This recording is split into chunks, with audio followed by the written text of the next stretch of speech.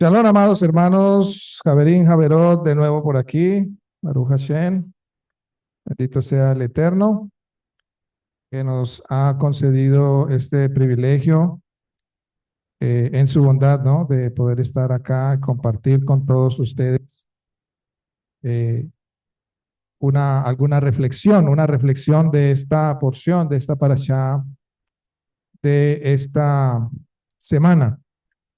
Es el Shabbat número 38, semana número 38 del ciclo anual de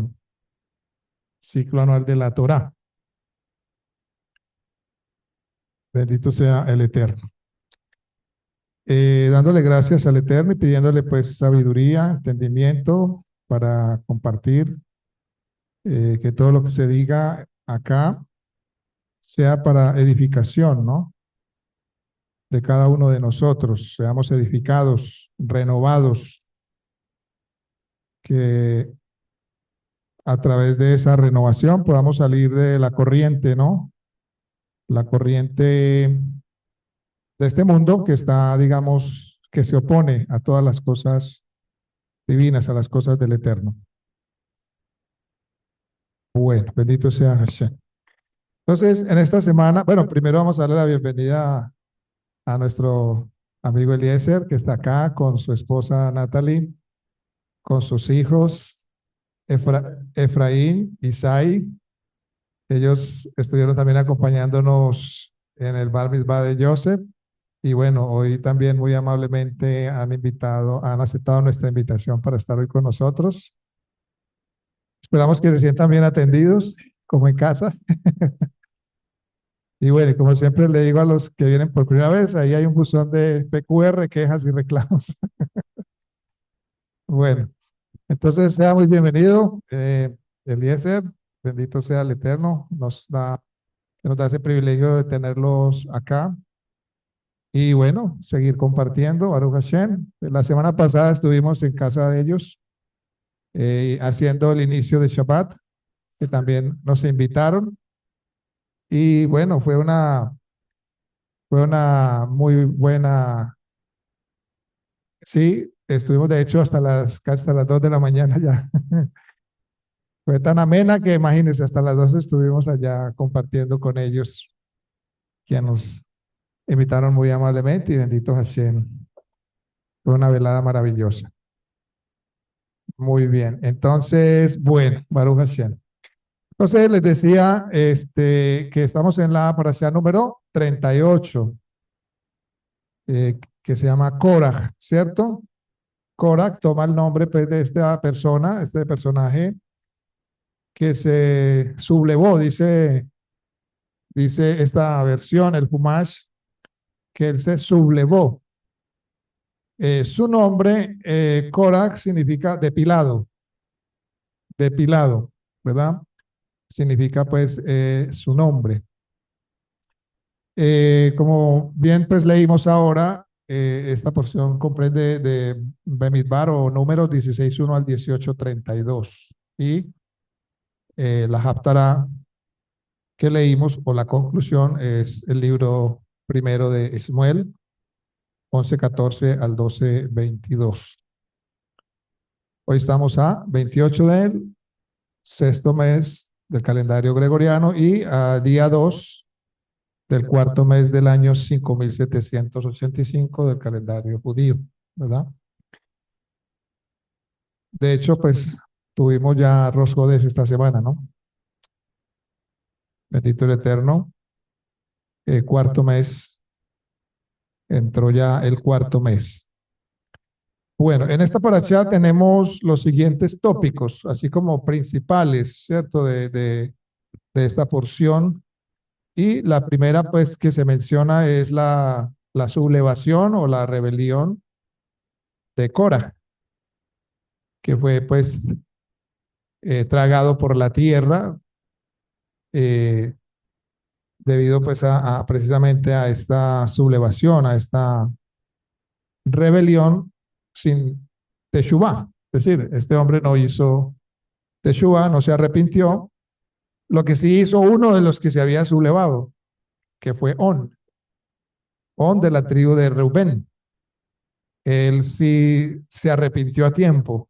Y tal parece, según los comentarios, eh, que fue su esposa la que influyó en él para arrepentirse. Su esposa, la esposa de On. Tal parece que fue ella la que a última hora le hizo cambiar de opinión y no continuar en la sublevación. Por lo tanto, a través de una esposa sabia, pues según dice el Midrash o el relato, esta esposa pues evitó la tragedia, ¿no? Evitó la tragedia de que su esposo continuara en la rebeldía y lo hizo cambiar de opinión. De resto, los otros que se sublevaron, sí, con esposa y todo se fueron tragados y con hijos y todo. Bueno, otros que se arrepintieron, digamos, que hicieron Teshuvah y no participaron, fueron los hijos de Cora. ¿Cómo les parece? Tremendo, ¿ah? Ellos no quisieron participar en la rebeldía de su padre. Imagínense, entonces hay que ser muy sabios y hay veces hay que tomar decisiones difíciles de tomar, porque la Torah también dice, honrarás a tu padre y a tu madre. Y la honra, pues, también se refiere a obediencia y también cuidarlos cuando ellos, pues, ya no tengan forma de sustentarse o tengan alguna situación complicada. En fin, honrar a los padres también tiene que ver con los recursos. Pero aquí los hijos de Cora tuvieron que tomar una decisión. O seguían a su padre en la rebeldía o estaban con Hashem, ¿cierto? O estaban con Hashem. Era una situación complicada para hoy en día, para nosotros que somos tan emocionales, y a veces nos dejamos llevar por los sentimientos, es una situación difícil, porque es como tomar partido, bueno, o me voy con mi familia o me voy con Hashem, que me está diciendo que debo hacer esto.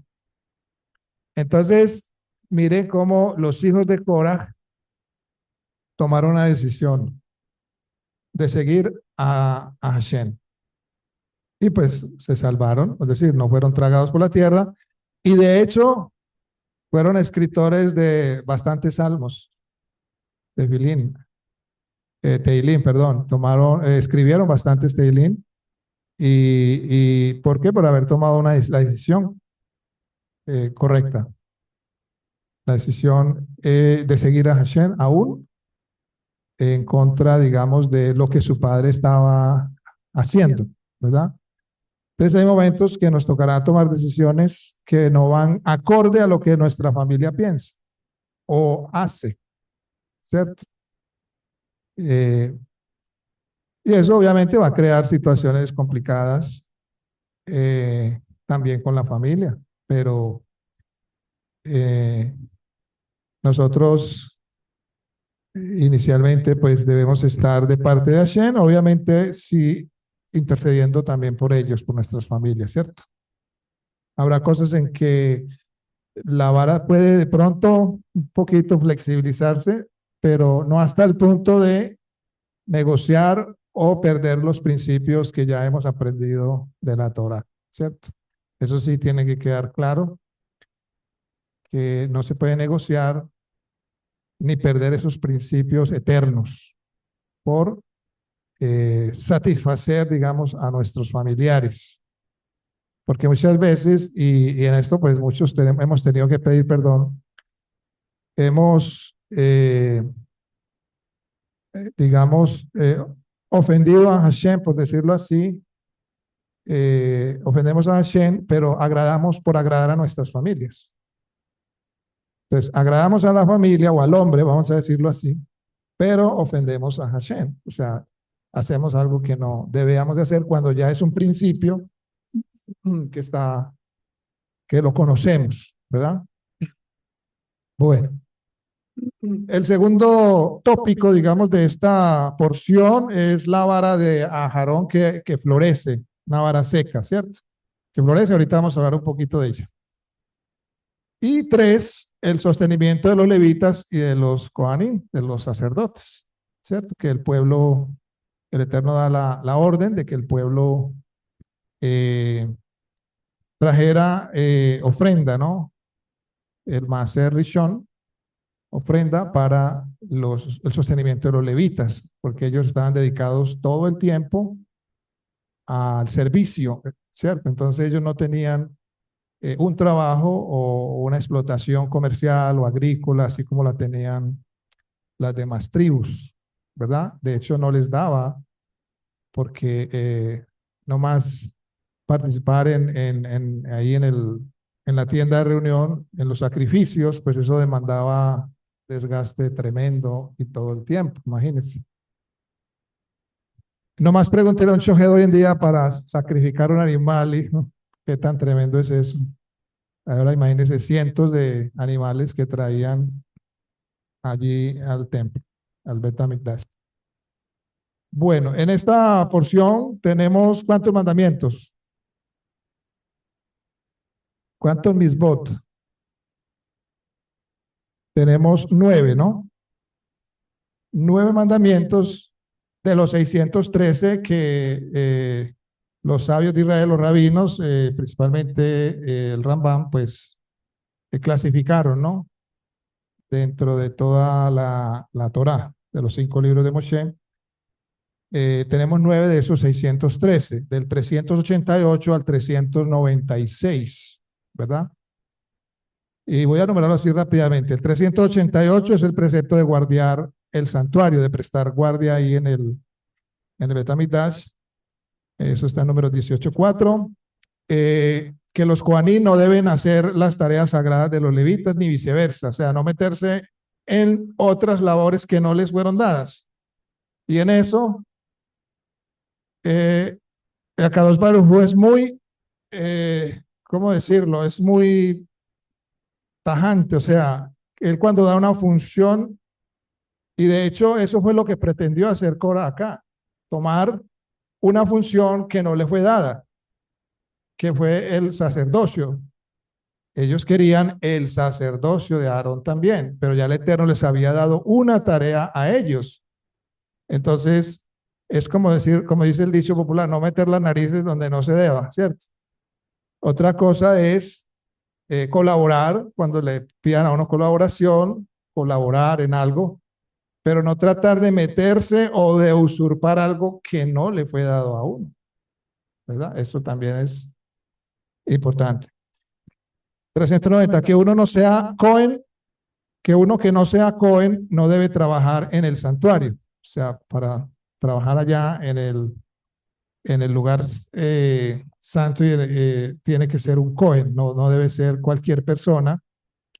Y no todos los levitas podían entrar allá al santuario, o sea, la parte de más adentro. Está en números 18.4. 391, no poner fin a la guardia del santuario, o sea, tenía que estar todo el tiempo siendo cuidada. 392, el precepto de redimir un hijo humano primogénito. Está en números 18.15. 393, no redimir al primogénito de un animal doméstico. Kasher, número 18.17. El 394, el precepto del servicio del levita en el santuario. Número 18.23. 395, el precepto del primer diezmo para los levitas, del que está hablando ahora, que es el Maaser Rishon. Todas las tribus pues debían traer ese Maaser que consistía en el producto de la tierra, traérselo a los levitas para su sostenimiento. Número 18.24. Y 396, la obligación de los levitas de dar un diezmo del diezmo, o sea, todo lo que las tribus le traían a ellos, de ahí ellos también que tenían que dar un porcentaje para el Cohen Gadol, es decir, el sumo sacerdote. Esta porción se llamaba terumá.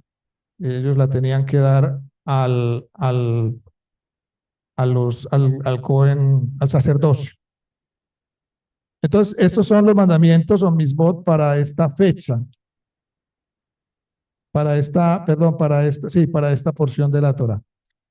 Bueno, el título de esta, digamos, de esta reflexión que he traído hoy se llama la reflexión basado pues en la enseñanza, o más bien en lo que nos enseña el testimonio que nos da esta porción de Korach.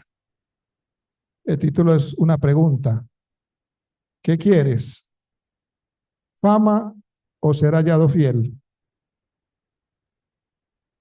Ahí está la, la imagen. Fama o fidelidad. ¿Qué es lo que deseamos, cierto?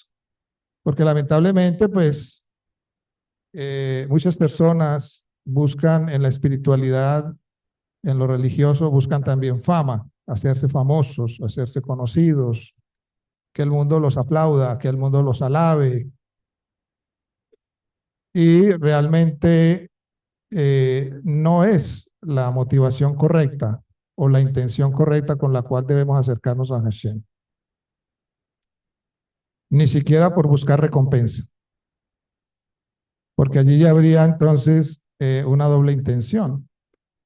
A Hashem nos debemos acercar, es como dice la Torá, amar a Hashem con todo nuestro corazón, con toda nuestra alma y con todos nuestros recursos o fuerzas. Esa es la intención más pura por la cual debemos acercarnos a Hashem, por amor a Hashem. No debe haber otra intención ahí cruzada o de pronto ahí metida ahí agazapada, no. Por amor a Hashem es lo único que debemos buscar, buscar su rostro todos los días. Conocer a Hashem debe ser nuestra prioridad y nuestra principal intención. no buscar fama, no buscar recompensa monetaria, no beneficiarnos eh, en el sentido de buscar beneficio propio o particular para sirviendo al Eterno, ¿verdad? De hecho, en la Torá y en la Haftará de hoy tenemos un ejemplo, dos ejemplos maravillosos. Porque Moshe dice, cuando él ve la rebelión y la sublevación de Cora, dice que ni un asno de ellos había tomado. Ni un asno de Cora ni del pueblo había tomado. Y también el profeta, cuando dice que va a restablecer la monarquía o el reinado, también él es muy tajante. Dice que ni una correa, absolutamente nada había tomado del pueblo. Son ejemplos dignos de imitar, ¿no? Porque es que cuando uno sale o cuando es llamado, uno confía en aquel que lo llamó, ¿cierto? Uno confía en aquel que lo llamó. En otras palabras, si a ti te mandan a una misión, te dicen, sabe, tienes que ir a tal ciudad a cumplir X o Y misión, pues la persona que te llama y te envíe es la que te va a proveer, ¿qué? Los recursos. Es la que te va a proveer los recursos. Por lo tanto, un hombre de emuná, de fe, de confianza, depende de Hashem. No depende del hombre. Porque sabe que Hashem lo envió. Y si Hashem lo envió, Hashem le va a proveer. Ya Hashem verá cómo le provee. Hashem tocará el corazón de alguien, no sé, de alguna manera Hashem le va a proveer, que provee. Hashem provee, porque es él el que envía y equipa. Y la escritura dice que él es el dueño de qué? De la plata y el oro. ¿Y qué le quedará difícil a Hashem? Proveer. Cuando hace salir de las rocas agua, ¿cierto? Cuando hace llover alimento del cielo, ¿qué le quedará difícil a Hashem proveer? Sino que nosotros somos, como dice el maestro, hombres de poca fe. Somos hombres de poca fe. Pero para eso estamos acá, estamos en una escuela aprendiendo, estamos en la universidad de la vida como la verdadera vida, ¿no? Esta es la verdadera vida. Aprendiendo, creciendo y sobre todo en confianza, ¿no? En esa premisa que dice la misma Torá. Yo creo que sería lo primero que nos debieran enseñar, que Dios es arriba, Dios en los cielos y abajo en la tierra, y que fuera de Él no hay nada. O sea, una de las cosas que uno debiera aprender inicialmente es en creer y confiar y tener muy claro la soberanía del Eterno, que Él es soberano en todas las cosas, en todo lo que sucede. Absolutamente nada se sale fuera de su control. Absolutamente nada sorprende a Hashem, como al hombre. Una vez se sorprende por cosas que pasan, ¿cierto? Pero a Hashem nada lo sorprende, porque es que Él está por encima de todo. Él está por encima aún de los cielos, de los cielos, de los cielos, de los cielos. Entonces imagínense la grandeza de Hashem. Nuestra mente no lo puede comprender. Nuestra mente es demasiado limitada. Bueno, entonces, acá vamos a primero, para luego entrar en materia ya en el fondo en el desarrollo del título, pero vamos a hacer un pequeño preámbulo de las 4 rebeliones. En esta parashá se mencionan 4 rebeliones separadas. 4. Korah contra Aarón, Datán y Abirán contra Moshe, porque recuerden que Moshe los llama a Datán y Abirán y estos hombres se rebelan y dicen, no vamos a subir de ninguna manera, o sea, se rebelan, o sea, son atrevidos y se rebelaron. Segunda, la tercera, los jefes tribales contra Aarón y finalmente toda la comunidad contra Moshe. Entonces ahí vemos 4 rebeliones en este testimonio que nos da la Torá. El principal conspirador, sin embargo, pues sabemos que fue quién, Cora, ¿cierto? Un miembro, él era miembro del clan de los coatitas, que parece estar involucrado en los 4 movimientos rebeldes que acabamos de mencionar. Como bien sabemos, Cora era primo de quién? Exactamente, era primo de Moshe de Aarón, y él razonó, porque a veces el razonamiento también nos traiciona y nos lleva a tomar decisiones equivocadas. Cuando uno razona, no es que el hombre no pueda razonar, o sea, eso obviamente, claro, el hombre puede razonar, pero cuando viene ese razonamiento, lo primero que tiene que tener como fundamento es la Torá. Ese debe ser el filtro, correcto.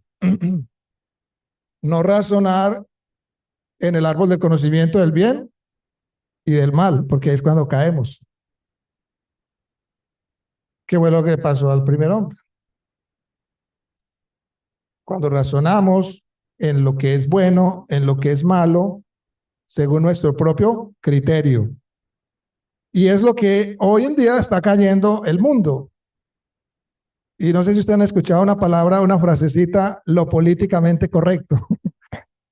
Ese razonamiento hoy día, es lo que tiene este mundo como lo tiene, lo políticamente correcto. Ese es un razonamiento del árbol del bien y del mal. Y por eso tenemos una sociedad totalmente degradada, degradante, que cada día va más en decadencia. ¿Sí? Y esto pues hay mucho tema, pero no nos vamos a meter por ese lado, porque terminaría aquí haciendo campaña política. Empieza con la fe. Sí, sí, sí. A ver. Bueno, entonces decíamos que Cora era un primo de Moshe, que razonó que él debería ser el jefe del clan coatita. Él dijo, no, es que aquí yo soy el mero mero, como dice el mexicano, yo soy el mero mero y yo aquí soy el primero. En lugar del primo de ellos que había sido, que era un primo menor, que había sido también, que había sido escogido para ser el líder del clan coatita, que fue el Zafán, ¿verdad? Entonces él se llenó de celos, de rabia. ¿Cómo así que escogen a uno menor? Si yo aquí soy mayor, llevo más tiempo, tengo más experiencia, pero escogen a uno menor por encima de mí. Ahí vienen esos celos que no son tan difíciles digamos, de experimentar, porque eso nos puede pasar a cualquiera de nosotros, en el trabajo no más. Estás trabajando y llevas muchos años y con experiencia, y llegó uno nuevito ahí y el jefe le cayó bien, o no sé, en fin, o el jefe le vio algunas cosas mejores y lo nombraron ahí director o en cualquier cargo. ¿Y cómo se siente uno? ¿Cierto? Rechazado, desplazado. Y eso viene como que en la sangre del hombre, de Adán, ¿no? En la sangre de Adán viene eso, y ha sido pues que todos descendemos de ahí. Entonces nos llenamos de rabia, de celos, y eso fue lo que pasó con Cora, ¿cierto? Se llenó de celos, de rabia, pero hay un ejemplo en la Torá bien interesante de unos hermanos que les pasó lo mismo, pero no pelearon. Y por eso esa bendición, ese ejemplo y esa bendición se escogió hoy en día por eso en Shabbat, inicio de Shabbat, se hace esa bendición por los hijos. Efraín y Menashe escogieron al menor, ¿verdad? Sobre el mayor, pero allí no hubo ningún problema entre los hermanos. No hubo celos, no hubo contienda, como si lo hubo en otras situaciones. Desde el principio, Abel, Caín, ¿cierto? Pelearon, ahí tuvieron sus celos, Caín sobre Abel. Luego vino Jacob, Esab, también, Ismael, exacto, antes vino Ismael y Isaac. Luego vino José también con sus hermanos. Entonces, miren que la Torá nos menciona una cantidad de problemas entre hermanos. Pero en Efraín y Manasés no hay ningún problema, ¿verdad? Entonces, ni a Moshe y Aarón también es un buen ejemplo, donde Aarón no tuvo celos, y Aarón era mayor que Moshe, pero el escogido fue Moshe. Y eso que Aarón permaneció con el pueblo, y Aarón fue por allá exiliado, pues, o salió exiliado, no, 40 años, por lo tanto, Aarón, políticamente hablando, correctamente hablando, tenía todos los argumentos para decir, yo debo ser el escogido, porque es que yo permanecí con el pueblo. Yo me tragué toda la esclavitud con el pueblo. Moshe no, él se fue por allá y muy bueno. Primero que estuvo en Egipto, participando de ahí de todas los placeres de Egipto. Y después se fue, no le tocó nada de la esclavitud que nos tocó a nosotros. O sea, Aarón tenía todos los argumentos para reclamar, exacto. Pero mire que exactamente el Eterno le dijo a Moshe, no, es que tu hermano va a hablar por ti. O sea, él va a ser el vocero, el heraldo. Entonces mire que aquí vemos este ejemplo también. En Cora se llenó de celos, de motivos. Eh, El Zafán era el primogénito del segundo hijo de Coat, perdón, Cora era el primogénito del segundo hijo de Coat, mientras que el Zafán no era ni siquiera primogénito y aún así fue escogido para ser el líder del clan de los coatitas. Y según la tradición judía, Coraj, se dice que Coraj fue acostumbrado al poder en Egipto y prefería ese viejo orden de las leyes de primogenitura. Y el Midrash afirma que obtuvo incluso su gran riqueza al descubrir algunos de los tesoros que Joseph tenía escondidos en Egipto y que él tomó para sí. Y es posible que esto sirviera también como enlace con la realeza egipcia y que ayudó a organizar a los capataces. Cuando estaban allá, él se dice que era uno de los que organizó a los capataces. Y de hecho, Korah parecía haber vivido como un príncipe allá en Egipto. O sea, el hombre no era cualquiera. Por eso dice la escritura, hombres de renombre. Dice la escritura, dice esta porción. Eran hombres de renombre. Y ahí es donde nos vamos a centrar un poquito ahora. Entonces, después de la rebelión de Korah, una rebelión que se extendió rápidamente entre el pueblo, como dice el dicho, un poco de levadura le da toda la masa, ¿cierto? Eso es verdad. Dime con quién andas y te diré quién eres, ¿cierto? Es un dicho muy bueno. En 16:41 de Números, ahí se menciona cómo el pueblo se contaminó rápidamente, ¿no? Y por eso, pues, fue necesario, como lo relata esta porción, que Hashem revelara, manifestara, mostrara a la congregación, a la Keilah de Israel, que ciertamente él había escogido a Aarón y a su familia para que fueran los que asistieran allí en el altar, llevaran los sacrificios, el servicio todo en el altar, en fin, el tabernáculo. Entonces allí Hashem muestra a quién había escogido, ¿verdad? Y eso pues está ahí en todo el desarrollo de esta porción. Entonces la pregunta que habían planteado Korah y los demás era si el Eterno había escogido realmente a Aarón y solo a Aarón o a todo Israel. Esa era como el cebo ahí, la pregunta que Korah se había planteado. Si el Eterno había escogido realmente a Aarón para el sacerdocio, para esa labor, o había escogido a todo Israel, siendo que todo Israel había sido redimido, sacado, apartado, santificado, es decir, apartado de Egipto, y también que debería participar en los deberes sagrados, ¿cierto? En los deberes que el Eterno había establecido. Y podemos incluso profundizar un poco más sobre la motivación de esta pregunta o de esta rebeldía, de esta rebelión, de por qué Cora y el resto querían compartir estos deberes o responsabilidades en primer lugar, ¿cierto?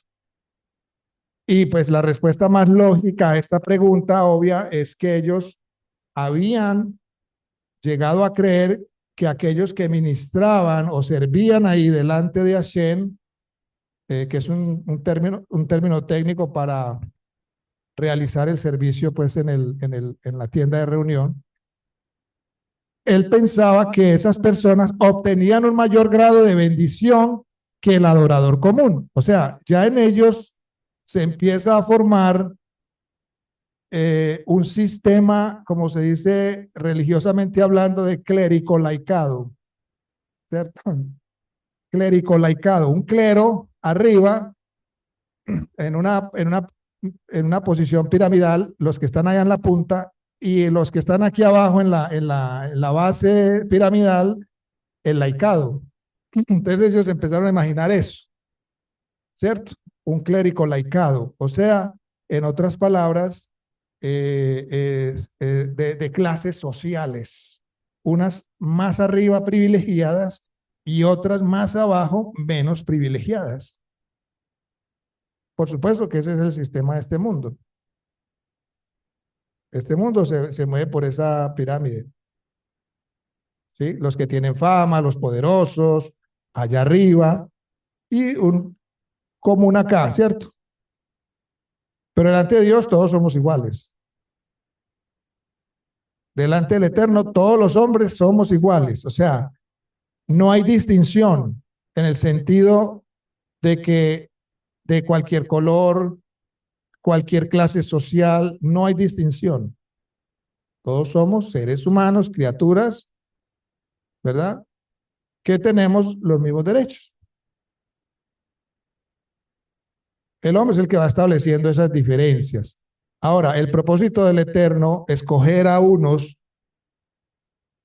digamos, y no a otros, no es para establecer clases sociales ni diferencias sociales, sino porque Él escoge de acuerdo a lo que Él ve en el corazón y en la capacidad de la persona, porque no todos pueden sobrellevar una carga o una responsabilidad.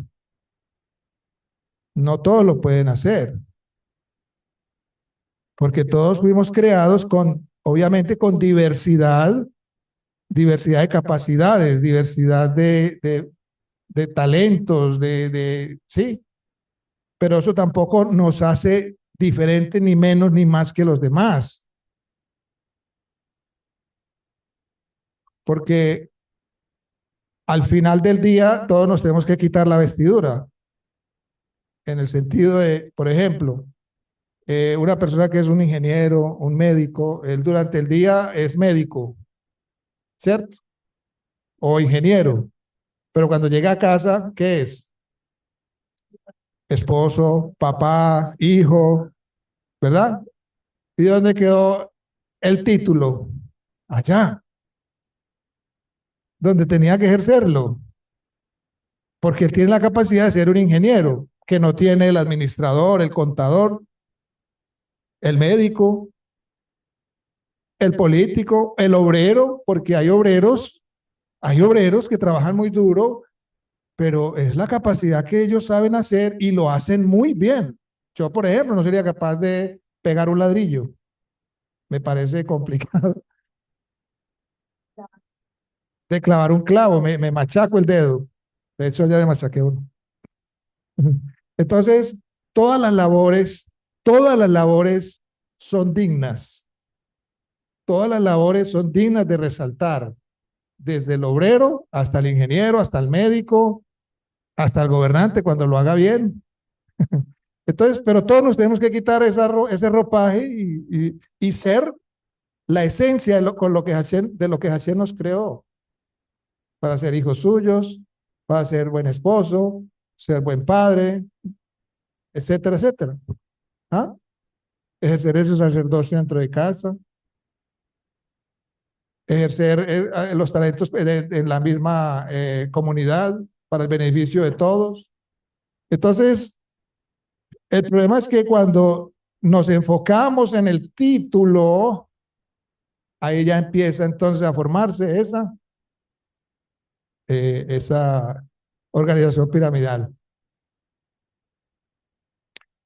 Por ejemplo, cuando el obrero está trabajando, todos los demás tienen que acoplarse a lo que él sabe hacer.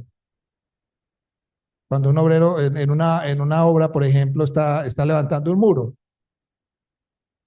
¿verdad? Él tiene que acoplar. Él recibe unas instrucciones, ¿cierto? Él las desarrolla y todos los demás se sujetan a esa labor. Y muchas veces he visto donde en la experiencia real, donde obreros, técnicos, tecnólogos, incluso personas que se hacen empíricamente, le dan clase magistral a un ingeniero que ha estudiado en una universidad 5, 6 años, 7 años. Porque esta gente está en el campo, trabajando y adquiriendo experiencia. Claro, el ingeniero está estudiando, abriendo libros, trasnochando, y eso también es loable, no hay que desestimar eso, pero le falta meterse al campo, conocer la experiencia, la práctica, como en la práctica hace el maestro, como el médico tiene que meterse allá, a abrir ahí el cuerpo y a ver la sangre derramar, y muchos se desmayan. Hay enfermeros y enfermeras que no les suben sangre todo el día y no les pasa nada. Yo me desmayaría, como en la bribilidad de mi hijo que me desmayé. Sí, entonces no todos tenemos la misma capacidad, ¿verdad? No todos tenemos la misma capacidad. Entonces Korah no entendió eso. Korah vio como que el Aarón, en el sacerdocio de Aarón, vio un privilegio por estar allá como más cerca y dijo, wow, no, es que esta gente, ¿cómo así? ¿Y nosotros qué? Yo soy el primogénito y mayor. Entonces se llenó de todos esos razonamientos, envidia, pudo haber sido, celos, se llenó de todos estos razonamientos. ¿Y qué pasó? Ese razonamiento lo llevó a tomar decisiones totalmente incorrectas. Entonces, Cora se había planteado esa pregunta de que él pensaba, y ese razonamiento que él pensaba que aquellos que estaban ahí, como Aarón, Moisés, tenían un mayor grado de bendición.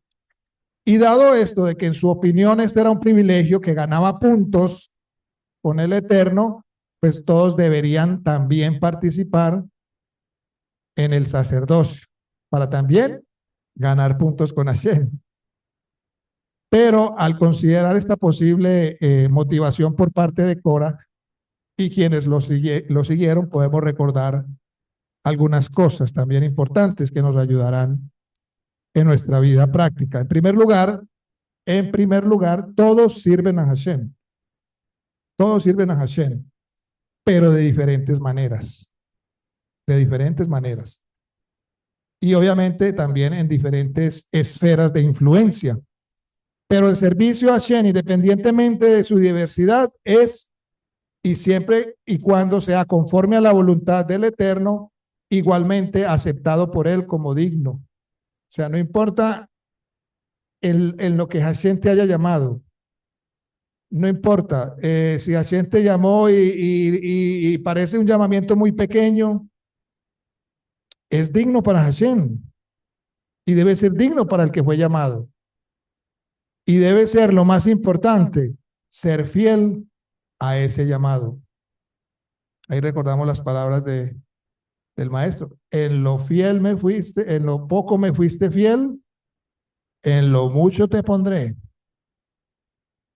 No importa el llamamiento que tengas, lo importante es tener un llamamiento. Lo importante es que Hashem te ha llamado y te ha mostrado que debes hacer un servicio a la comunidad, un servicio a él y obviamente para la comunidad, para su pueblo. Enfócate en eso. Enfoquémonos en ese llamado, sea pequeño, grande, mediano, no importa el tamaño, porque de igual se le va a pedir cuentas al que tuvo 10 como al que tuvo 1. El que tuvo 10 fue fiel, el que tuvo uno no fue fiel a ese llamado. ¿A cuál se le va a pedir cuentas? ¿Al que recibió 10 o al que recibió uno y no fue fiel? Pero ¿a cuál se le va a recompensar con mayor severidad? Al que recibió menos y no fue fiel. O sea, no importa el llamado, no importa el tamaño, lo que importa es que seas fiel a ese llamado. Lo importante es ser fiel a ese llamado. Entonces, independientemente de eso, de la diversidad, es que Hashem considera digno a todo llamamiento, es decir, desde un hábil obrero, como decíamos ahora, que construyó un muro o unas columnas, un artesano que construyó muebles, en fin, hasta un agricultor, en fin, no importa lo que hagas, o sea, la actividad que ejerzas, comerciante, en fin, no importa, lo importante es que seas digno, fiel en el llamamiento que el Eterno te hizo. Y sobre todo si tiene que ver con la obra de Él, ¿verdad? Con todo lo que Él está haciendo eh, en favor de nosotros los seres humanos, ¿cierto? Por lo tanto, el Eterno entonces recompensará a cada uno y cada uno será recompensado de acuerdo a la fidelidad que tuvo a ese llamamiento por Hashem, ¿cierto? Y todos, desde que nacemos, hermanos, nacemos con un propósito. O sea, nosotros aquí no estamos por accidente. Nosotros no estamos por accidente. Nosotros nacimos en esta época porque tenemos una misión que cumplir. Y mientras el hombre no encuentre ese propósito y esa misión, siempre va a tener un vacío en su corazón. Siempre va a tener un vacío en su corazón. Va a andar así como del timbo al tambo, como decimos, buscando aquí, buscando allá, llenar ese vacío. En el momento que el ser humano encuentre su propósito en la vida, en ese momento la persona como que se le prende una luz y empieza a tener sentido su vida. Empieza a tener sentido su vida. Hay un dicho por ahí que dice que no hay un hombre más desocupado que el que no ama lo que hace, que el que no ama lo que hace. Y uno puede estar en un lado trabajando y bueno, y dando todas las fuerzas, pero no sé si ustedes han escuchado personas que no, aquí trabajando, pero no, qué pereza o algo, porque no, eso no es no es lo de ellos. Adelante.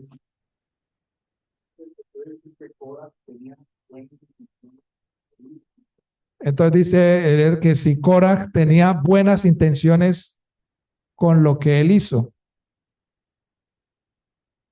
con lo que él trataba de hacer, con lo que él hizo. ¿Hay alguna respuesta para ello? O, bueno, la pregunta, bueno, dice él que si Korah tenía buenas intenciones con lo que hizo, realmente. O sea, en otras palabras, si sus intenciones eran puras o había otra cosa por ahí guardadita que él tenía, por decirlo así. Tenía envidia, dice por acá Marco. ¿Qué más? Era posible, por ser el mayor le correspondía. Lo que ve en su corazón era el deseo de ascender. Muy bien. Quería llevarse por delante a todo el que se le atravesara. Quería ser reconocido. ¿Qué más? Bueno, es bueno que estas respuestas, primero las preguntas son muy buenas. Y segundo, las respuestas es muy buenas que la den varios. ¿Por qué? Porque dice la escritura que en la multitud de consejeros hay sabiduría y ahí podemos escuchar una cosa que yo no sabía o escuchar otra que, uy, ¿cómo así? Yo no lo había visto de esa manera, en fin. O también uno puede dar una sugerencia para alguien que de pronto da una opinión y de pronto no sea una opinión, digamos, muy acertada. Entonces uno también puede, o cualquiera puede eh, corregir, ¿no? Exhortar y siempre todo en amor, ¿cierto? Pero de las respuestas y de la variedad surgen cosas buenas. ¿Qué iba a decir, hermano Livio?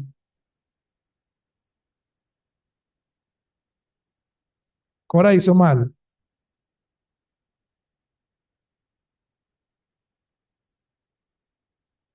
¿Por qué Tania Virán se tuvo que ir con él? Sí. Ajá. Sí, ¿por qué Tania y Virán se fueron con Cora sabiendo que ellos podían tomar sus propias decisiones, ¿cierto?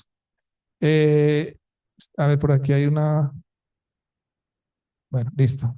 Cora tenía celos, dice por acá la hermana Ángela, sí. Bueno, sí, como decíamos ahora, como dice, el que entre la miel anda, algo se le pega. Sí, correcto. Exactamente. Parece que Tania y Virán ya también tenían, ya habían crecido también mm, en su rebelión, en su rebeldía, porque cuando Moshe los llama a ellos, ellos fueron, se enfrentaron y le dijeron, no vamos a subir. Y le reprocharon. Y mire, es tan atrevida cuando el hombre se revela, es tan atrevida la rebeldía que compararon a Egipto con la tierra prometida. Y dijeron, nos ha sacado de una tierra que fluye leche y miel para traernos a este desierto. Imagínense el atrevimiento. O sea, estos hombres estaban tan desvariados y ya estaban prácticamente desvariando. O sea, salir de una tierra donde habían sido esclavos, maltratados, y decían, y le dijeron a Moisés, nos ha sacado de una tierra que fluye leche y miel a morir acá en el desierto. Y ni siquiera nos has dado la tierra que prometiste. O sea, fue atrevido y como dice, hay un dicho como dice que es atrevida, no recuerdo. La ignorancia es atrevida, pero en este caso yo creo que más que la ignorancia ya estos hombres estaban totalmente, habían cruzado ya el punto de no retorno, porque, porque decir que la tierra de Egipto, allí fluía leche y miel, es como quien dice, ¿para qué nos sacaste de allá? Allá estábamos mejor. Entonces, mírese hasta dónde puede llegar los razonamientos, la rebeldía en la mente del corazón del ser humano. Es tremendo, ¿no? Bueno, aquí tenemos entonces un buen antídoto contra la creencia común, que incluso esto se desarrolló mucho en la cristiandad, empezando pues por el catolicismo que fue donde se empezó a desarrollar el clero, que el clero está más cerca de Dios que el laico, ¿sí? Es decir, que el que tiene títulos, el que tiene allá mucho renombre, eh, es el que más cerca está de Dios. O sea que todos los demás están lejos, alejados totalmente de Dios. Ese es un pensamiento. Ahí empezó los nicolaitas, sí. El nicolaísmo se dice que es ese tipo de jerarquía, ¿no? De jerarquía, clerico-laicado. Nicos y laos, dominio, dominio de un clero. Esto se desarrolla en casi todas las religiones, en casi todas las religiones. Aquí no se puede sacar ninguna. Casi todas las religiones hay clerico-laicado, ¿o no? ¿Sí o no? En todas hay clerico-laicado. Y eso es una de las cosas de las que nos tenemos que ir descontaminando. Pero ojo, no quiere decir que no haya eh, autoridades puestas por el Eterno, como en este caso.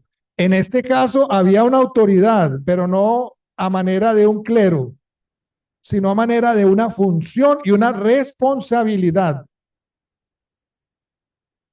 Entonces, el pueblo debía sujetarse a esa autoridad. En otras palabras, el pueblo se estaba sujetando al mismo Hashem cuando se sujeta a la autoridad. Por eso le dice Moshe, un hombre muy humilde.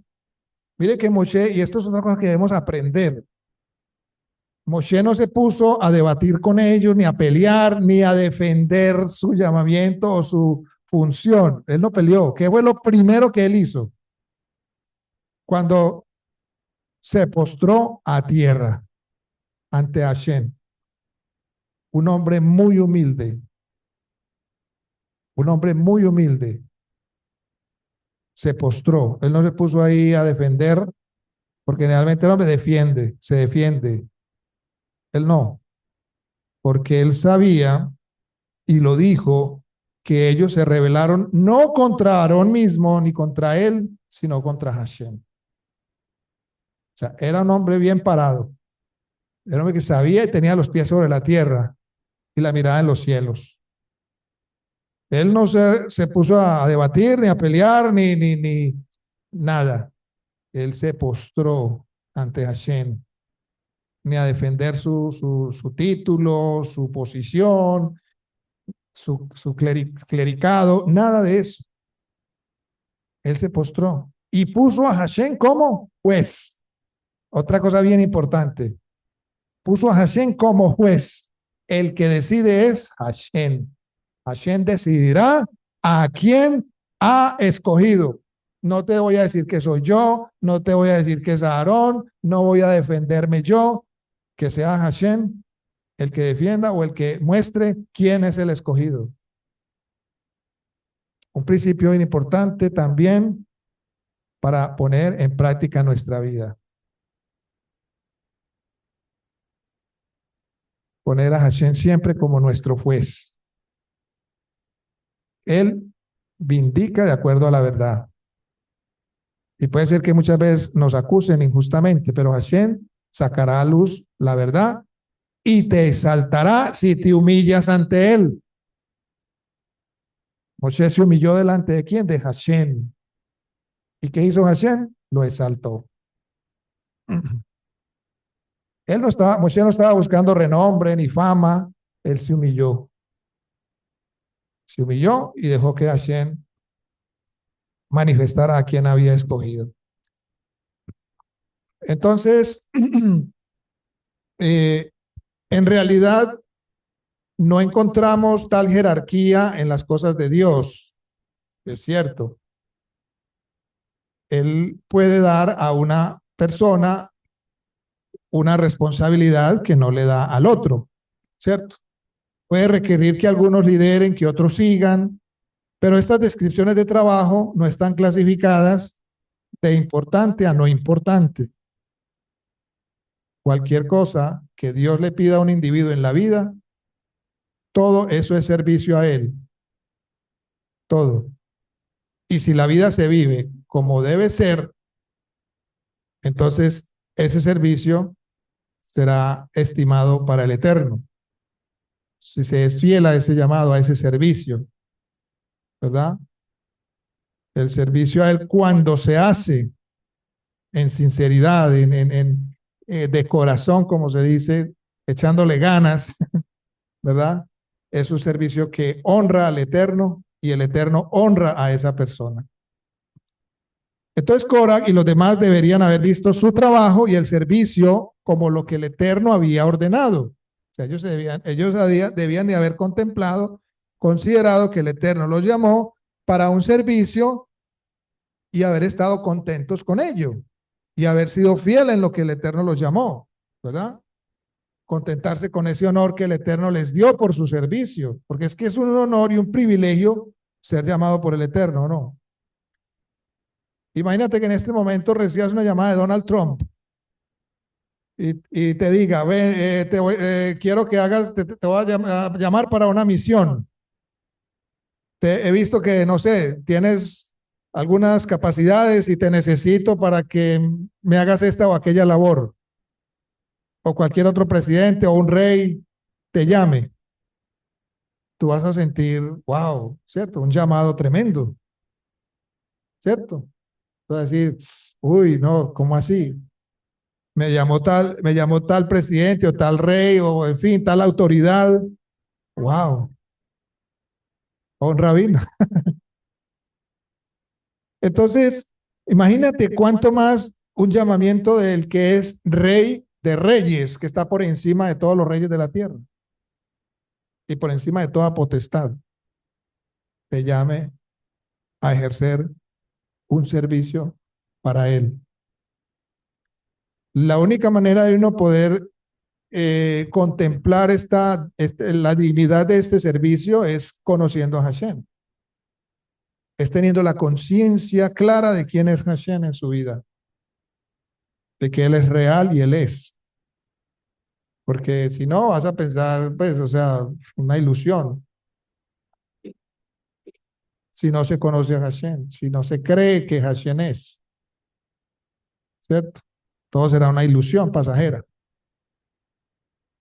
Entonces, imagínate que te llame una personalidad de estas tan importante, ¿cómo te sentirías? Agradada, ¿verdad? Agradada. ¿Y qué pasó con Cora? Cora había sido llamado a una función, ¿verdad? Pero parece que no le satisfizo, quería más, él quería más, la había menospreciado, no se contentó con el honor que el Eterno le dio por ese servicio, en lugar de codiciar algo que pensaron que era de mayor rango. Y una segunda lección importante que aprendemos de esto es que Dios no solo tiene el derecho de elegir quién hace qué, porque Él tiene el derecho y quién le puede quitar ese derecho a Él. Nadie, ¿cierto? Él elige para determinadas funciones, sino que el Eterno realmente elige y no todos hacen las mismas cosas o tienen las mismas responsabilidades. Y en un mundo tan pluralista como el que vivimos y políticamente correcto, este concepto es muy difícil de tragar, ¿cierto? Muy difícil de digerir, en otras palabras. Esto quiere decir entonces, o podríamos hacernos una pregunta. Aquí cabe una pregunta.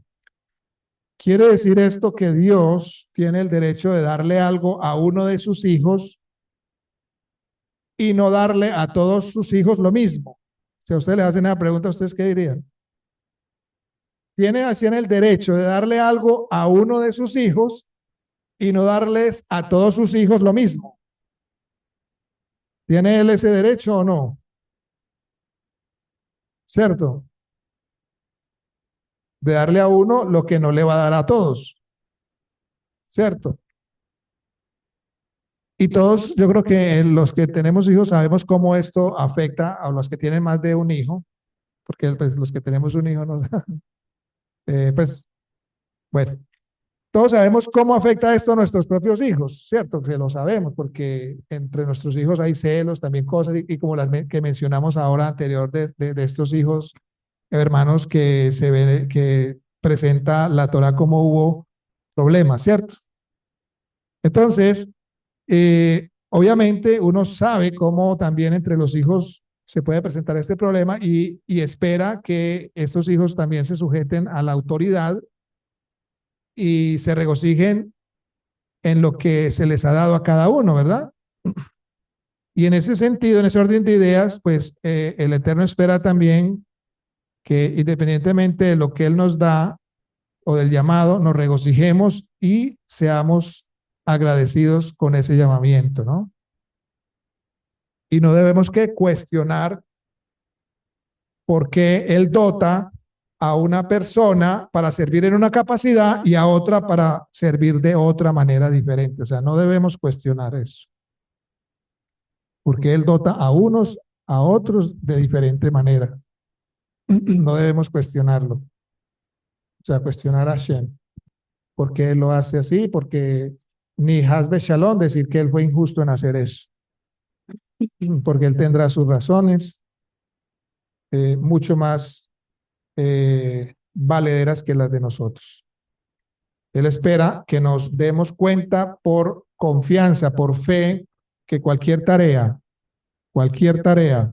y cada tarea completada para su gloria y reino es una tarea digna de nuestros mejores esfuerzos y de su bendición.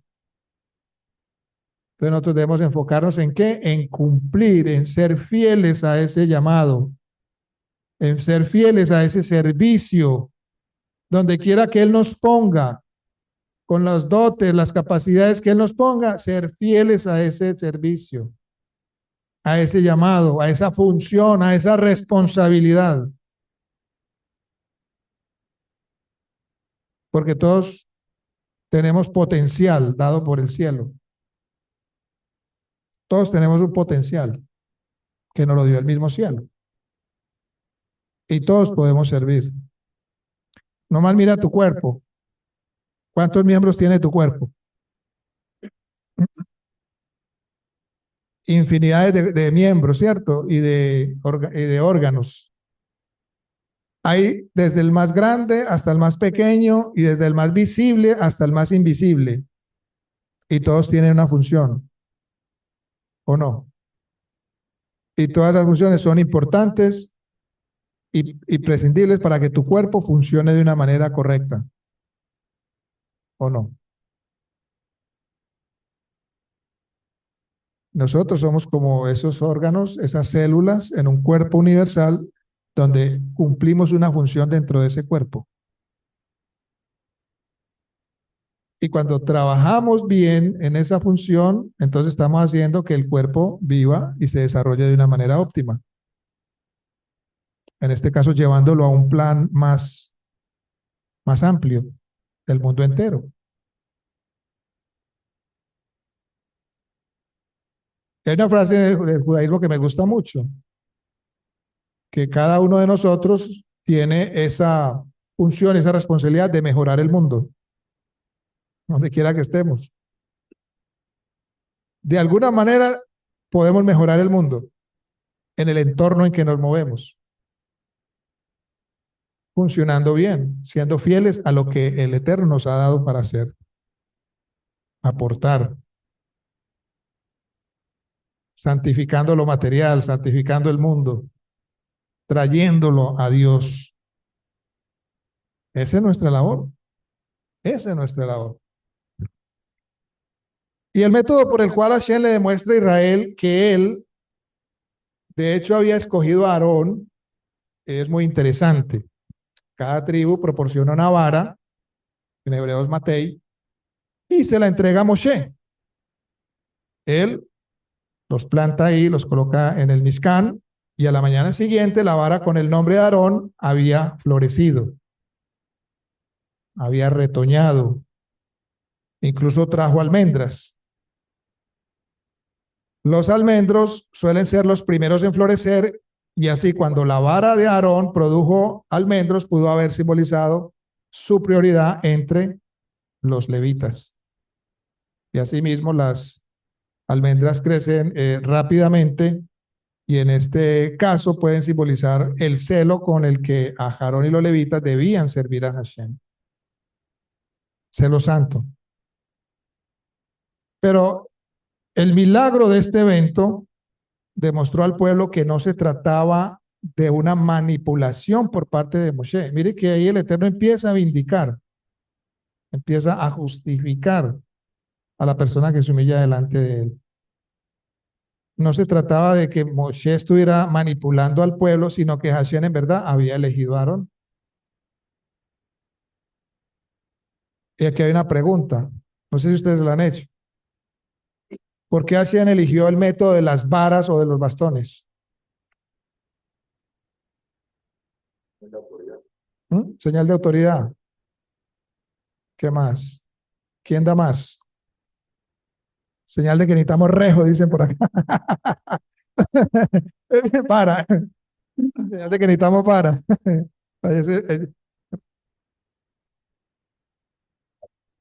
Ya saben cómo es mi vida durante la semana.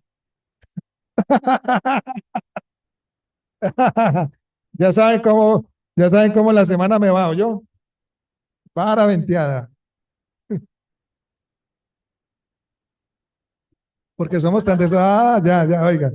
Porque somos tan desobedientes, merecemos vara venteada. Oiga, pues, oiga eso.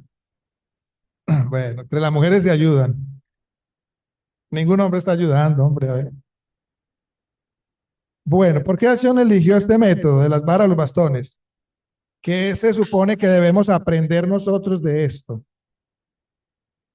Y vamos a mirar que la vara o bastón del cacique, así, del jefe, del príncipe del clan, llevaba una identificación tribal, ¿cierto? Así como un símbolo de autoridad. Sí, como un símbolo de autoridad de ser el jefe de cada clan. Y este bastón está hecho de una rama o de un palo de madera tomada de un árbol, generalmente tallado o decorado para mostrar la identificación tribal única que identifica, digamos, a esa tribu. En otras palabras, el bastón ya no tiene vida, ¿cierto? Ya no tiene vida, era una rama, un palo seco tomado de un árbol, está muerto. Hashem mostró efectivamente algo acá, que aquellos, esto es bien interesante, que aquellos a quienes él elige o escoge para servir delante de él son esencialmente incapaces de dar vida.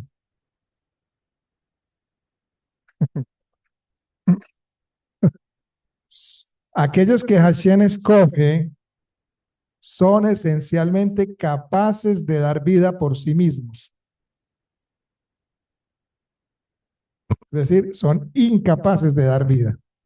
Simplemente estas personas serán vasos por los cuales Hashem mismo mostrará su propia vida. You got it? En otras palabras, para decirlo más coloquialmente, no te creas mucho. No te creas mucho. El mero mero y el que hace todo es Hashem. ¿Ya? Tienes autoridad, pero no es tuya. Todo lo que se manifiesta a través de ti es de Hashem. Es Hashem el que hace a través de ti. Es Hashem el que transforma, el que hace los milagros, lo que haya que hacer, lo hace Dios a través de un vaso, dos, tres o cuatro. Pero nosotros, en nosotros mismos, no podemos proveer vida, porque nosotros no somos vida. La vida que nosotros tenemos es porque Hashem no la provee y Él determinará hasta cuándo. No te creas mucho, no nos creamos mucho. ¿De qué nos sirven los títulos? ¿De qué nos sirve la fama, la plata, el dinero, la riqueza? No te creas mucho. El palo seco que brotó y dio fruto durante la noche fue, por lo tanto, un recordatorio para todos los que sirven a Hashem de que la vida que da su servicio es la vida que viene de Hashem. Es la vida de Hashem. Y de esto los patriarcas nos dan ejemplo. Abraham decía, soy polvo y ceniza. Jacob decía, soy gusano. ¿Cierto? O como decía el maestro, ¿por qué me llamas bueno? Si uno bueno es, el único bueno es Hashem. Tremendo, ¿no? Si bien podemos guiarnos unos a otros, porque así nos da esa capacidad, podemos eh, guiarnos unos a otros hacia Hashem en adoración y en servicio, es Hashem quien produce todas las cosas buenas, no aquellos que sirven ante Él. O sea, toda Mi competencia viene del cielo. Toda la competencia de todos viene del cielo. Y por eso le damos la cabot al Eterno en todo y por todo.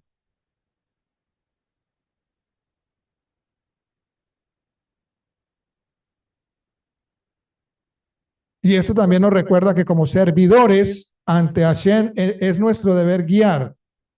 Es nuestro deber guiar a las personas hacia Él. No darle la idea de que somos nosotros la fuente de vida.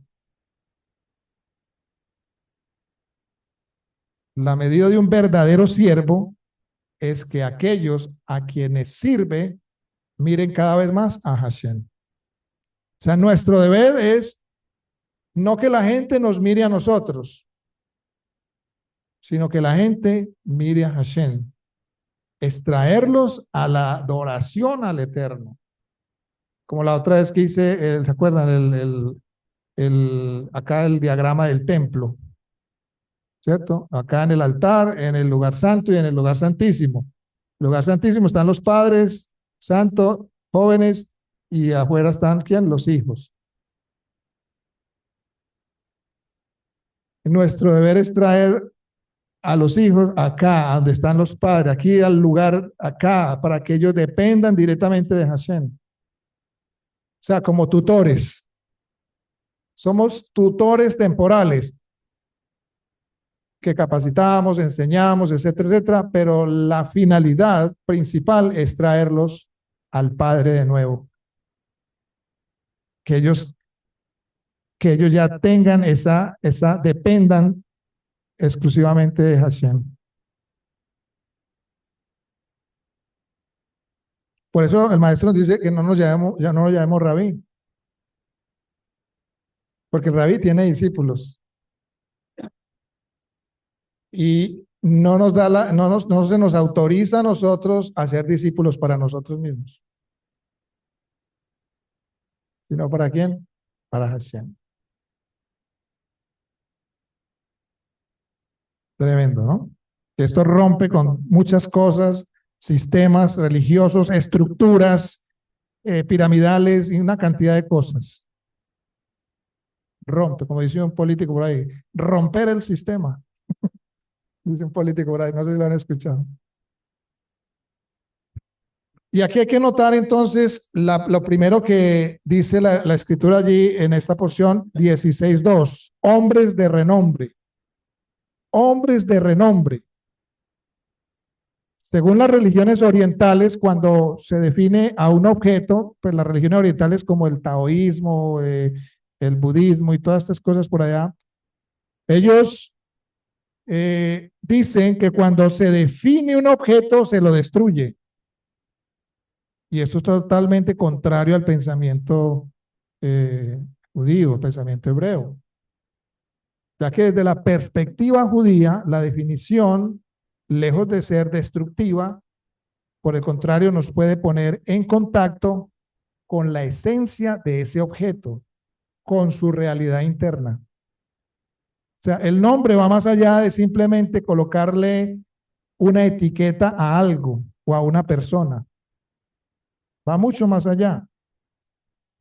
Y en la tradición de la escritura, la tradición bíblica, un nombre no es solo una etiqueta, sino que es una expresión de identidad, de propósito. Y como sabemos, la raíz hebrea de nombre es Shem, que puede significar nombre, pero también implica reputación, carácter y presencia. Por eso, cuando usted le dicen, o ustedes qué entienden por tener un buen nombre, tener un buen nombre, ¿es simplemente un nombre bonito o que detrás de ello haya qué? Una buena reputación. Un ¿ah? Reconocimiento de que es una persona honesta, por ejemplo, íntegra, que es una persona veraz, sincera, generosa, ¿sí? Entonces, cuando ya se menciona el nombre de tal persona, uno inmediatamente no solo ve el nombre, sino que uno dice, wow, lo que hay detrás, la esencia de esa persona. es generosa, es cordial, es alegre, es amable, ¿sí? Como también puede ser lo contrario, correcto. La Torah, por ejemplo, nos dice que Adán les puso nombre a todos los animales, pero Adán no tomó esos nombres arbitrariamente al azar, ni por parecido, este lo voy a poner así, a este así. No, no fue arbitrariamente que él nombró a los animales. Él fue capaz de expresar la esencia de la fuerza vital de cada animal. Es decir, cada uno, cuando él nombró a cada animal, él estaba expresando en palabras esa esencia vital de cada animal, lo que había detrás. El Midrash en Bereshit Rabá 17:4 dice, por ejemplo, que Adán, él discernía la esencia espiritual de cada criatura. Él la discernía. Él, como quien dice, él veía más allá de su nariz. Y la expresaba con precisión mediante el lenguaje, ¿cierto? Lo cual solo es posible en la lengua Kadosh, en la lengua santa, porque la mayoría de los idiomas universales no tienen esa, digamos, no buscan la esencia de lo que hay detrás, mientras que el lenguaje de la Torah, el lenguaje Kadosh, tiene esa capacidad y tiene esa característica de que no es colocar nombre por colocar, de que no es nombrar algo por nombrarlo, sino que detrás de cada letra y detrás de cada palabra hay un universo desconocido por conocer. Tremendo, ¿no? La riqueza del idioma. Y volviendo a la pregunta inicial, ¿por qué la Torah usa esta expresión para referirse a Korah y su séquito? En número 16:2 vemos que los seguidores de Korah son descritos como hombres de renombre. Y la única otra mención de la Torah con esta frase aparece ¿dónde? En otra parte de la Torah se menciona esta misma expresión, hombres de renombre. ¿En qué otro lado? Génesis 6, correcto. En Génesis 6, exactamente allí en 6:4 dice, estos son los valientes que desde la antigüedad fueron varones de renombre. ¿Y a quién se refiere? ¿A cuáles? Los gigantes, los nefilim. Exactamente. Esta expresión es extremadamente infrecuente en la Torá y aparece, como vemos ahí, solamente en dos ocasiones. Una vez durante la generación del diluvio y acá al referirse también a Coraj. En el diluvio, cuando se refiere a los nefilim, que son hijos de los poderosos, dice ahí que desde antiguo fueron hombres de renombres. Y aquí en esta parashá se refiere a Korah y a todo su séquito que se unieron para oponerse a Moshe.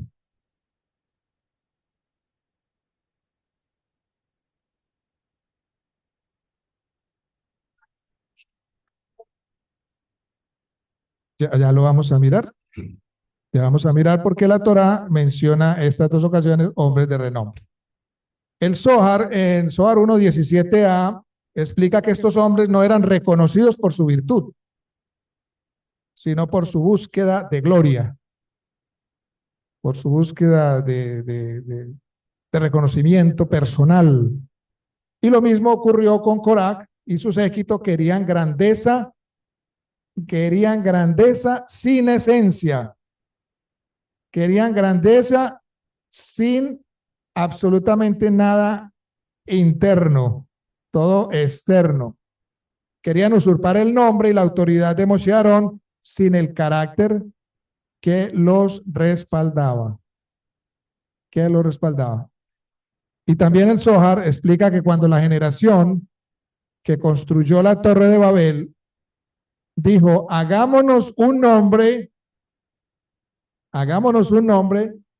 Su única motivación fue buscar la gloria para sí mismos, distorsionar su nombre, adoptar un nombre que no definía su esencia. Y déjeme decirle, muchas congregaciones, denominaciones cristianas, de muchas religiones, hoy en día son unas torres de Babel. Son unas torres de Babel. ¿Por qué? Porque su lema es hagámonos un nombre. Hagámonos un nombre.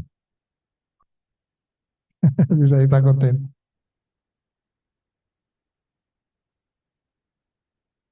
Cuando nosotros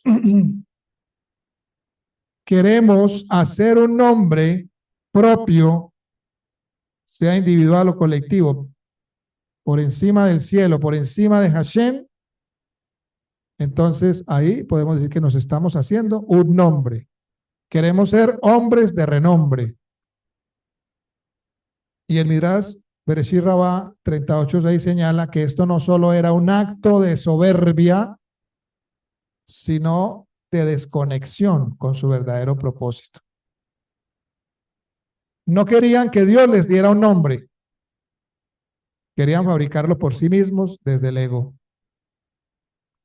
Y muchas personalidades se han adquirido un nombre, pero desde el ego, desde su propio ego, en todas las ramas e instancias habidas y por haber, en la música, en la política, en lo religioso. Se han hecho un nombre, pero desde el ego, pero no quieren que Dios les dé un nombre, sino ellos mismos fabricar ese nombre conforme a sus propósitos individuales y egoístas.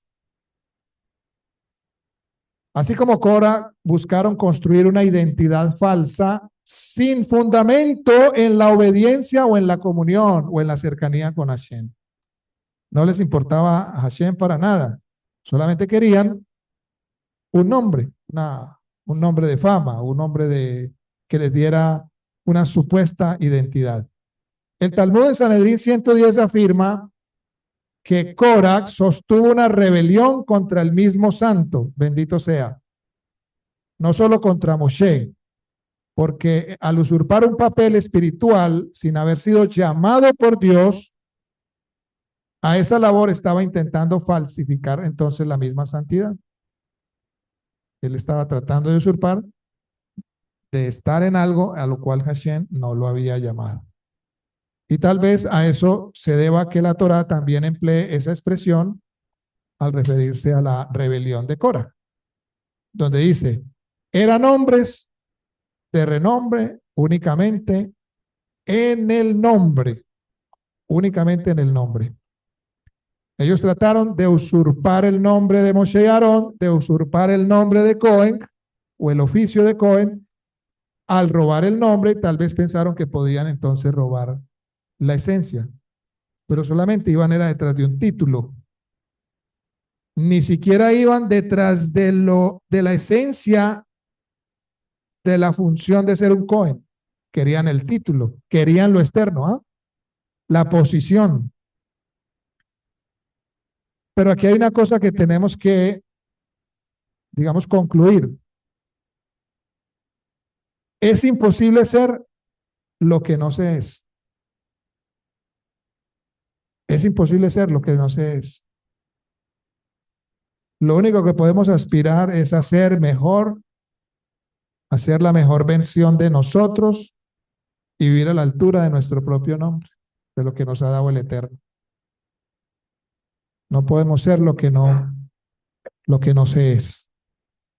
Y lamentablemente muchas personas viven toda la vida viviendo lo que no son. Viviendo lo que no son.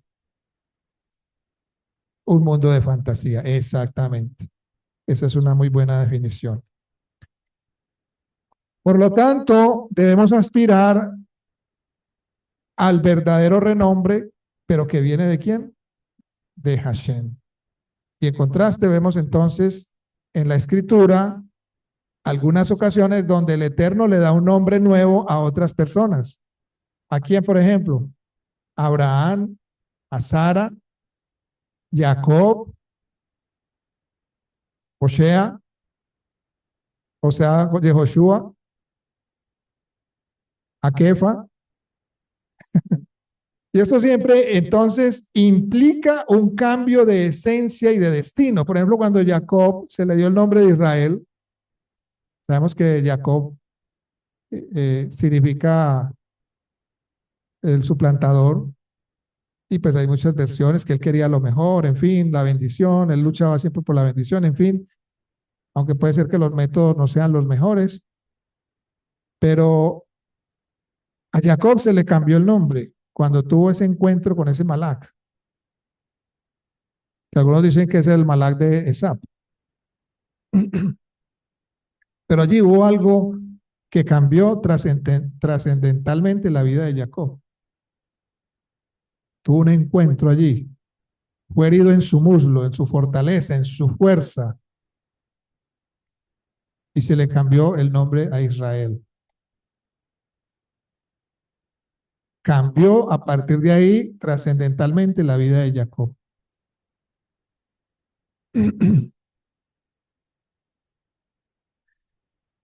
Dice Génesis 17:5, y tu nombre ya no será Abraham, sino Abraham, porque te he puesto por padre de muchedumbre de naciones. Vemos, el propósito tiene que ver, el nombre tiene que ver con el propósito. Este nombre, el nombre otorgado por Hashem, no es solo un título, ni una descripción de algún elemento de la naturaleza, como rosa, flor, ¿cierto? Sino también una misión, un propósito divino. Y en los escritos lamisarios esto también se refleja. Al que venciere, le daré una piedrecita blanca y en ella un nombre nuevo, el cual ninguno conoce sino aquel que lo recibe. Y esta frase empieza al que venciere, porque la palabra Israel tiene que ver con vencer. El que lucha con Dios y con los hombres y vence. Esos son ese es el Israel verdadero, el que vence. El que vence la corriente del mundo, el que vence sus propios instintos, el que vence a Irán. Entonces, entonces, un vencedor es un israelita, en el sentido de la esencia. Como dijo el maestro a aquel discípulo, he ahí un verdadero israelita. ¿Y por qué? En el cual no hay engaño. Un verdadero israelita no hay engaño.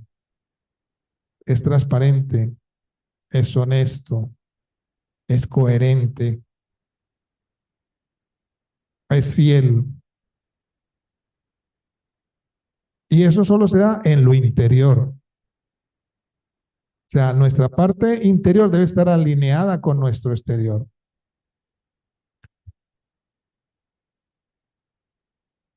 Dijo el maestro, el que quiera hacerse grande entre vosotros será vuestro servidor. Habían dos de sus discípulos que estaban buscando quién se sentaba a la derecha, a la izquierda, quién era el mayor. Y él dijo, no, señor, en el reino de Dios no es así. El que quiera ser el grande tiene que ser el servidor de todos. El que sirva a todos. Ese es el que va a ser considerado grande. No por un título.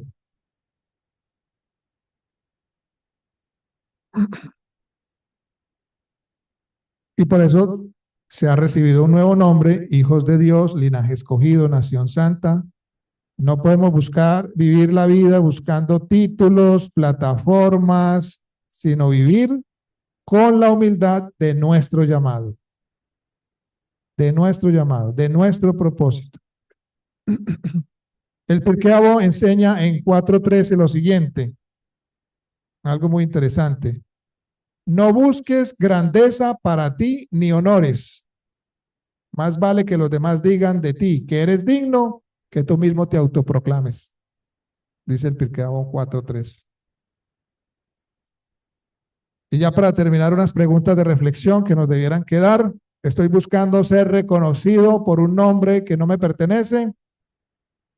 ¿Estoy persiguiendo el honor de los hombres o el llamado de Dios? La única grandeza verdadera está en ser fiel a la esencia que Dios puso en mí, no en aparentar ser otro, ni en querer usurpar la función o el llamamiento de otro, ni querer ser lo que no soy. Serían preguntas que nos debieran quedar de reflexión de esta porción de la escritura de los 5 libros de Moshe. Bendito sea el Eterno y pues pedirle al Eterno que nos libre de el deseo de títulos vacíos y que nos ayude a vivir conforme al nombre que Él nos ha dado, a que nos enseñe a caminar en humildad y a reflejar su luz en verdad y en servicio, en espíritu y en verdad. Amén. Ve amén.